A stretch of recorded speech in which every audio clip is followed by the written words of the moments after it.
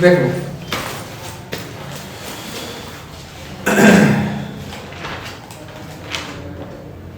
पहले तो ये दो पार्ट है बीएसटी का, जानते हैं आप, है ना। पार्ट में क्या है, principle and functions of management. तो जो प्रिंसिपल ये 40 मार्क्स का आपका एग्जाम में पूछेगा सीबीएसई बोर्ड से। और सेकंड पार्ट में आपका क्या है, बिजनेस फाइनेंस एंड मार्केटिंग, ये भी आपका 40 मार्क्स का है। ठीक है, तो प्रिंसिपल एंड फंक्शनल मैनेजमेंट में कितने चैप्टर वो हैं? 8 चैप्टर 40 मार्क्स ये में 8 चैप्टर है, जिसमें देखिए क्या क्या आ जाता है। पहला जो चैप्टर है nature and significance of management, मतलब कि अबाउट द मैनेजमेंट क्या है, मैनेजमेंट क्या है, इसके फंक्शंस क्या है, बेसिक्स बता रहा है। मतलब बेसिक एसेंस की पार्ट ए को पूरा जो डिस्क्राइब करेगा वो चैप्टर 1 डिस्क्राइब करेगा, जिसमें कॉन्सेप्ट्स ऑफ मैनेजमेंट, मैनेजमेंट क्या है वो सब पढ़ाएगा आपका। फीचर्स ऑफ मैनेजमेंट, मैनेजमेंट का कैरेक्टरिस्टिक्स क्या होता है, कैसे मैनेज करते हैं, क्या फायदे हैं, ऑब्जेक्टिव्स क्या है, इंपॉर्टेंस क्या है, नेचर क्या है, लेवल क्या है, लेवल 3 होते याद होगा। फंक्शंस ऑफ मैनेजमेंट कितने हैं, 5 फंक्शन है, एंड कोऑर्डिनेशन जो एसेंस ऑफ मैनेजमेंट होता है। तो अबाउट द मैनेजमेंट जो है चैप्टर 1 में हमको पढ़ना है। सेकेंड जो चैप्टर है वो है प्रिंसिपल, जिसमें हेनरी टोल के प्रिंसिपल को पढ़ रहे हैं और एफडब्ल्यू टेलर के प्रिंसिपल को पढ़ने हैं। फ्योर्स के कितने प्रिंसिपल थे, 14 14 है, और टेलर के कितने प्रिंसिपल है, 4 प्रिंसिपल है। जो ट्रेडिशनल जो प्रिंसिपल बताया गया है वो फ्योर ने बताया, और जो साइंटिफिक मैनेजमेंट का प्रिंसिपल किसने डेवलप किया है, टेलर ने किया। जो चैप्टर 3 पे चलते हैं तो ये business environment, about the business, यानी the surrounding of business, surrounding of human being नहीं, जो सराउंडिंग ऑफ बिजनेस, कि बिजनेस के आसपास क्या होना चाहिए, कि बिजनेस को चलने के लिए क्या क्या चाहिए, वो एनवायरनमेंट की बातें कर रही है। जैसे आप पेस्टल एनालिसिस जानते होंगे, PESTEL, P for political, E for economical, S for social, T for technological, L for legal और E for environmental. PESTEL analysis is the business environment, जिसमें हमें मीनिंग ऑफ बिजनेस एनवायरनमेंट पढ़ने, इसके characteristics, importance, dimensions of business, dimension में PEST वाला क्या है, उसका दायरा है, और फीचर्स ऑफ इकोनॉमिक पॉलिसी 1991 जो मनमोहन सिंह फाइनेंस मिनिस्टर थे उस समय उन्होंने लाया था। तो 3 चैप्टर तो आपका पार्ट में आ गया, nature and significance, principle of business environment. इसके अलावा 5 जो चैप्टर है वो 5 फंक्शंस को बांट दिया गया है। 5 फंक्शंस में पहला जो चैप्टर है वो है प्लानिंग, दूसरा किसका है, ऑर्गेनाइजिंग का, तीसरा है स्टाफिंग, चौथा है डायरेक्टिंग, एंड पांचवा क्या है, कंट्रोलिंग। तो 5 और 3 8 चैप्टर आपका पार्ट ए में आता है। देन जब पार्ट बी में जाते हैं तो पार्ट बी में हमारा जो पहला चैप्टर है अबाउट द फाइनेंशियल मैनेजमेंट, जिसमें फिक्स्ड एंड वर्किंग कैपिटल पढ़ रहे हैं, capital structure, APS, working capital क्या है, फाइनेंशियल डिसीजन, फाइनेंशियल प्लानिंग क्या है, ऑब्जेक्टिव ऑफ फाइनेंशियल मैनेजमेंट क्या है, मीनिंग ऑफ फाइनेंशियल मैनेजमेंट क्या है। ये चैप्टर 1 है पार्ट बी का, और चैप्टर 9 है बीएसटी का। फाइनेंशियल मार्केट में आपको पढ़ने हैं primary market, secondary market, money market, stock market, जिसको स्टॉक एक्सचेंज कहते हैं। जो चैप्टर 11 है आपका मार्केटिंग मैनेजमेंट है, यानी मैनेजमेंट किसको करना है, मार्केट को। मार्केटिंग मैनेजमेंट में हमें सबसे ज्यादा जो मॉडर्न जो सिनेरियो उसमें बोला जाता है कि customer satisfaction is the ultimate aim of the marketer. Marketing, market management philosophy, functions of marketing and marketing mix करना है। फिर आपका जो लास्ट चैप्टर है वो आपका है कंज्यूमर प्रोडक्शन, जहाँ कंज्यूमर के वेलफेयर, कंज्यूमर के राइट्स, कंज्यूमर के ड्यूटी, कंज्यूमर का अवेयरनेस, ये सब के बारे में हमको जानना है, जिसमें रेजिडेंशियल एजेंसी भी होती है डिस्ट्रिक्ट लेवल पे, स्टेट लेवल पे और नेशनल लेवल पे। कोई दिक्कत नहीं है। आइए इसी से शुरुआत करते हैं और हम चैप्टर 1 को रिवाइज करने की कोशिश करेंगे।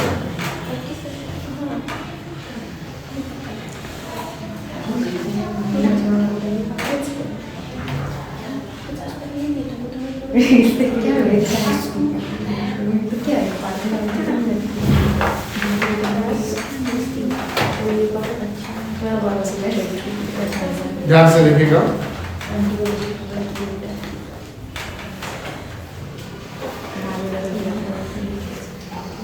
मैनेजमेंट का इंट्रोडक्शन। ध्यान से सुनिएगा। जैसे किसी भी चीज को मैनेज करना हो, चाहे वो प्रॉफिट मेकिंग ऑर्गेनाइजेशन हो, नॉन प्रॉफिट ऑर्गेनाइजेशन हो, चाहे एक स्कूल हो, एक कोचिंग हो, एक फैमिली हो, एक बड़ी कंपनी हो, छोटी कंपनी हो, कोई भी हो, सब में मैनेजमेंट की जरूरत पड़ती है। बिना मैनेजमेंट का हम कोई भी चीज, मतलब बिना मैनेजमेंट के हम उस एक्टिविटी में कोई भी गोल को अचीव नहीं कर पाएंगे या अचीव करने में परेशानी होगी। कॉस्ट बर्डन हो सकता है, रिसोर्स का वेस्टेज ज्यादा हो सकता है, टाइम मैनेजमेंट नहीं हो सकता है, कहीं ना कहीं हम प्रॉपर प्लान और स्टाफिंग नहीं कर पाएंगे। तो कहीं ये जरूरी है कि किसी भी चीज को रन करने के लिए प्रॉपर मैनेजमेंट की जरूरत होती है। अब मैनेजमेंट करने वाला एक कोई मैनेजर होगा जो मैनेज कर रहा है, और मैनेजर जो होगा वो स्किल्ड होना चाहिए। स्किल्ड किस फील्ड में? जिस फील्ड को वो मैनेज कर रहा है। स्किल्ड किस फील्ड में होगा? जिस फील्ड को वो मैनेज कर रहा है। इसलिए मैनेजमेंट ऐसा नहीं कि मैनेजमेंट जब जरूरत पड़ेगा तो करेंगे, मैनेजमेंट करना ही है। दैट्स व्हाई मैनेजमेंट को हम डेलिबरेट फंक्शंस बोलेंगे। क्या बोलेंगे बेटा? डेलिबरेट। डेलिबरेट मतलब क्या होता है?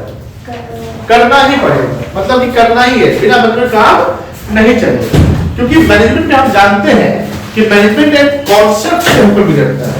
मैनेजमेंट एक कॉन्सेप्ट से होकर गुजरता है, और मैनेजमेंट के कॉन्सेप्ट जो है वो 3 कॉन्सेप्ट है। कितने कॉन्सेप्ट है मैनेजमेंट के? एक है आपका प्रोसेस, एक क्या है आपका प्रोसेस, दूसरा है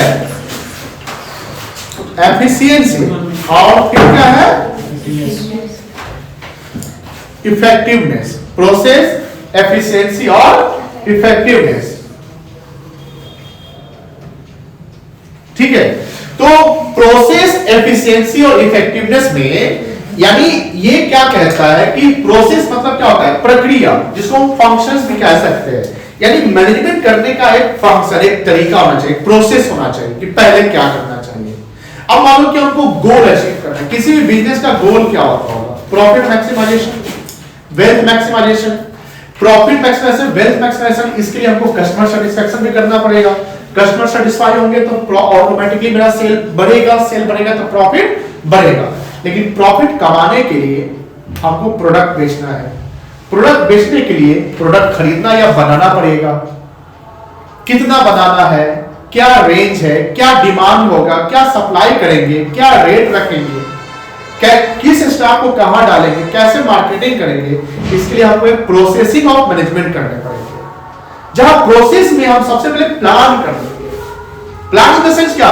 प्लान में क्या है? थिंकिंग इन एडवांस, कि आपको आगे के लिए आज सोचना पड़ेगा, फ्यूचर के लिए आपको प्रेजेंट में सोचना पड़ेगा। जैसे हमारा बोर्ड एग्जाम है, तो बोर्ड एग्जाम जो है ये आपका अल्टीमेट एम है कि मार्क जो है, हाईएस्ट मार्क सिक्योर करना सबका अल्टीमेट एम है। अब हाईएस्ट मार्क सिक्योर करना इज योर प्रॉफिट, कि प्रॉफिट मैक्सिमम गेट करता है।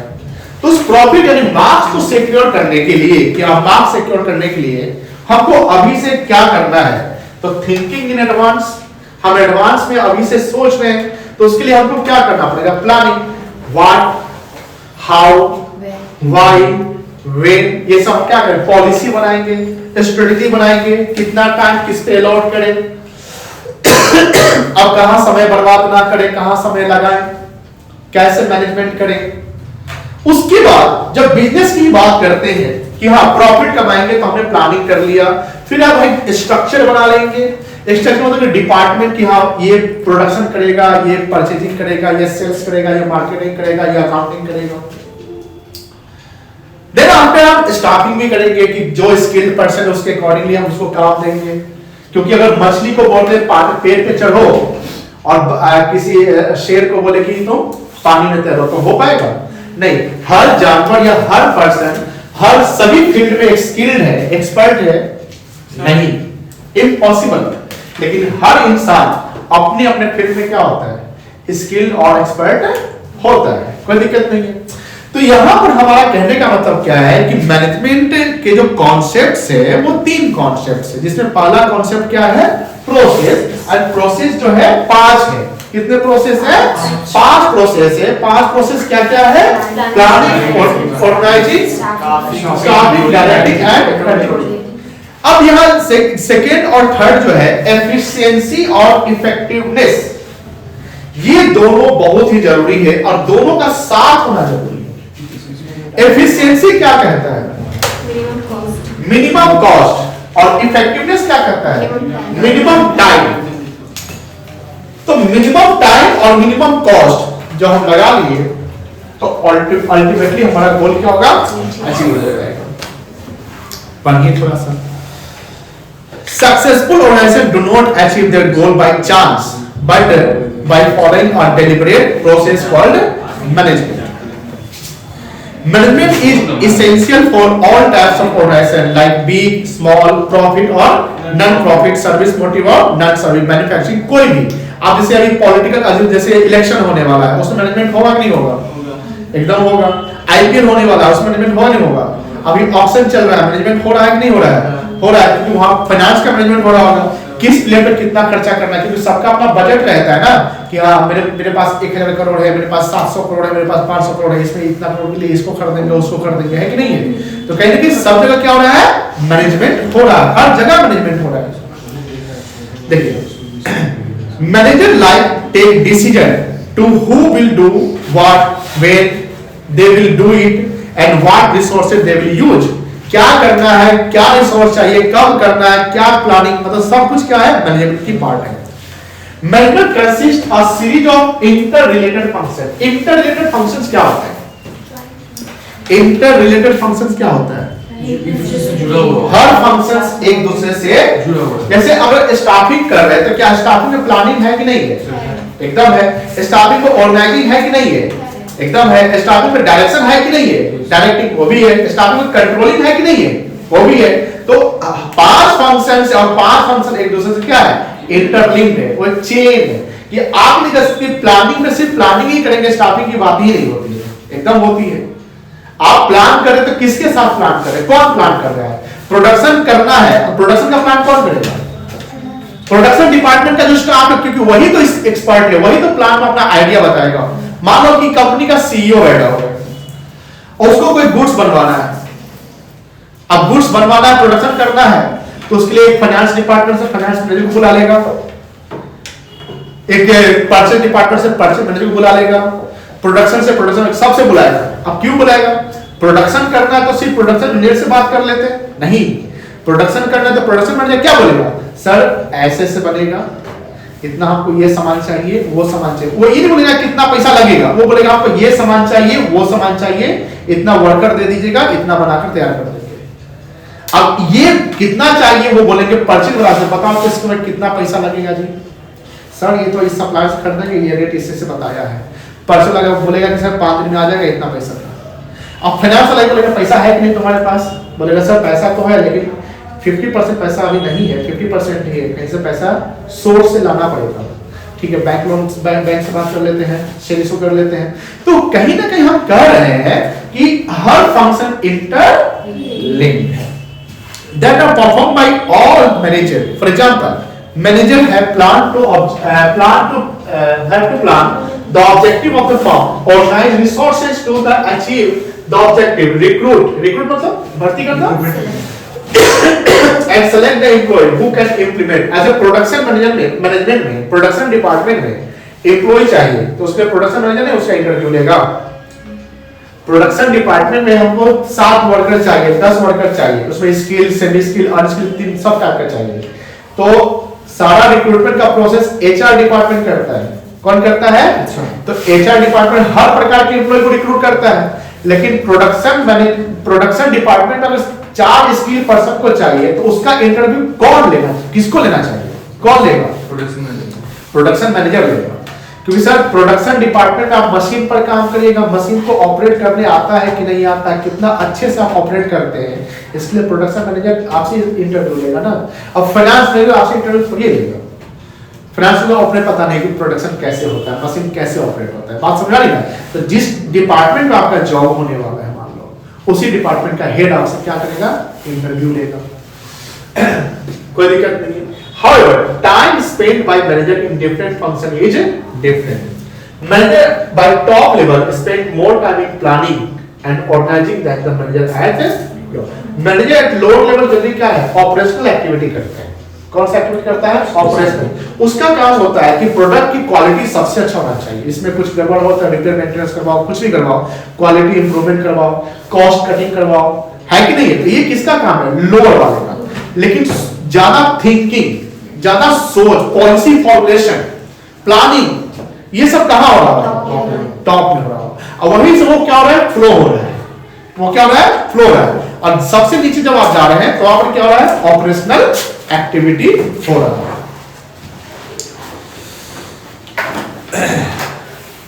If we see real life example, Shiv Nadar, कौन किसका है, HCL का ये आपका CEO है ना, perform all these functions. So Nusli Wadia of Bombay Dime, Bill Gates of Microsoft, Indra Nooyi of PepsiCo and principal of your school etc. मतलब ये सब क्या है, ये सब एक ऐसे हेड है जो अपने ऑर्गेनाइजेशन का प्रॉपर क्या है, पॉलिसी फॉर्मुलेट करते हैं। हमने मॉडर्न कॉन्सेप्ट ऑफ मैनेजमेंट पढ़ा है अभी। कितने कॉन्सेप्ट है आपके, 3 कॉन्सेप्ट है, process, efficiency and effectiveness. Process refers to series और सीक्वेंस ऑफ स्टेप्स। सीरीज और सीक्वेंस मतलब क्या होता है, स्टेप बाय स्टेप। ऑर्गेनाइजिंग के पहले क्या होगा, प्लानिंग। तो ये याद रखना कि प्लानिंग, फिर ऑर्गेनाइजिंग, फिर कंट्रोलिंग। लास्ट फंक्शन ये नहीं कह सकते हैं क्योंकि कंट्रोलिंग अगर कुछ गड़बड़ होगा तो फिर आपको कहां से ना पड़ेगा, प्लानिंग। तो इस सीरीज ऑफ स्टेप्स होता है मैनेजमेंट ये process because it performs a series of function to get the things done. This functions are planning, strategy, staffing, writing and controlling. Effectiveness में क्या है, मिनिमम बोलिए time whatever the cost may be. तो effectiveness जो है वो cost के बारे में नहीं सोचता है, वो सबसे कम टाइम लगाने के बारे में सोचता है। तो बोलेगा सर इफेक्टिवनेस अगर रहेगा, कॉस्ट नहीं सोचेगा तो कॉस्ट ज्यादा हो जाएगा। तो एफिशिएंसी है ना तुम्हारे साथ, एफिशिएंसी क्या कहता है, मिनिमम कॉस्ट। अब एफिशिएंसी सिर्फ काम करेगा, इफेक्टिवनेस नहीं रहेगा तो गोल अचीव होगा, दिक्कत होगा। इफेक्टिवनेस काम करेगा, एफिशिएंसी नहीं रहेगा तो फिर दिक्कत हो जाएगा, और दोनों रहेगा तो दिक्कत नहीं होगा। Effectiveness it is concern with the doing the right task, completing activities and achieving the goal. In other word it is concern with the end results. किस भैया, एंड रिजल्ट चाहिए। बीइंग इफेक्टिव और doing work effective means finishing the given task और achieving the goal on time. जो भी हमने time बना लिया है कि हम 4 घंटा इसमें बनाया तो 4 घंटा में अचीव कर लेना है। Efficiency refers to the task in the right way, right task right way with minimum cost. Efficiency क्या बोलता है बेटा, minimum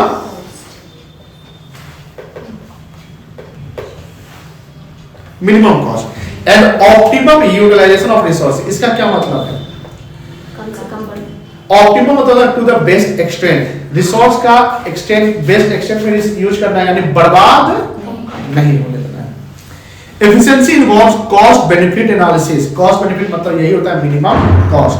it focus on driving more benefits by using the less resources. It insist on using less input such as money, material, equipment, person to get more output. Management is concerned with the efficient use of resources because reduction in cost leads to higher profit. Cost cutting होगा तो profit क्या होगा, maximize हो जाएगा।